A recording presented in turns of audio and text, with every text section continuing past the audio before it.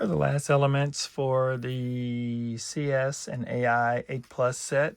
You do have 3 pamphlets in here. Those are going over your electronics and maybe things for your IT or different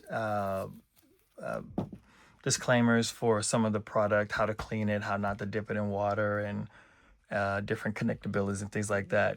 You are going to get one card in your set, and it could be one of the varied colors and numbers here. So it's a randomized item. Here's our hub. If you're done the science set, this is going to be the same hub. If you have not, if you're new to this, this is a new hub that's used in the science set and the computer science and AI sets.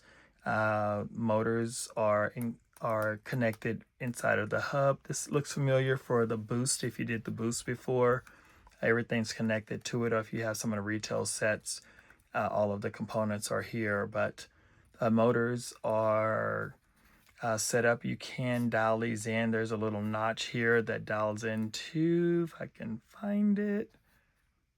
It is right there. The notch is right on top. You would calibrate this to the top.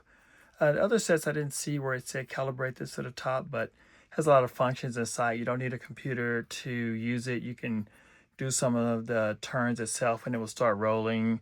And when you stop it, it will stop. So, but you can program it as well. It does have a gyro sensor inside and a lot of connectability. You just power it up, charge it with your charging port here. Make sure you do that before you go. And then I'll get into some of the things, how to know that the battery's getting low later on. This is the color sensor here, and it will connect. You can use it independently or connect it to the motor, and they can run in sync as well. These are the rack gears, rack plates, and they have a different name for it. I have to look up the name to say that correctly, but it's a rack setup for you here. 2 curves and 2 straights, and I guess that's the same length, so it'll be the same length as this here, which I don't offhand know the number for. We do have larger wheels in here. These were in the Spike Prime, larger wheels for the Spike Prime, and then we have just 3 plates and 1 larger plate here.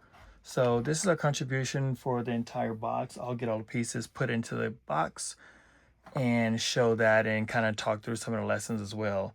They want to make a notation how accurate Lego is just for their parts. The top houses these parts so tight that I can move one and there's literally just no space in between it. So how they get all the pieces and everything, just how many different secret parts in here that connect together that you wouldn't normally notice. Okay, thank you guys for joining, and I will see you guys in the next part.